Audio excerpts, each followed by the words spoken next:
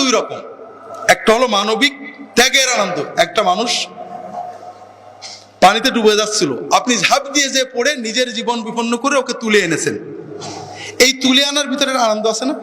বিশাল আনন্দ আছে। আপনি নিয়ত করেছিলেন 2 কেজি গোশত কিনবেন, একটা অসহায় মানুষ এমন ভাবে এসে পড়লো যে আপনি টাকাটা ওর হাতে দিয়ে দিলেন। কষ্ট লাগছে, আপনি গোশত কিনতে পারলেন না, কিন্তু খুব একটা আত্মিক তৃপ্তি লাগছে। তাহলে খাওয়ার যেমন আনন্দ আছে, খাওয়ানোর আনন্দ আছে, ভোগের যেমন আনন্দ আছে, ত্যাগেরও আনন্দ আছে। বর্তমান আমাদের নতুন প্রজন্ম ত্যাগের আনন্দ জানে না।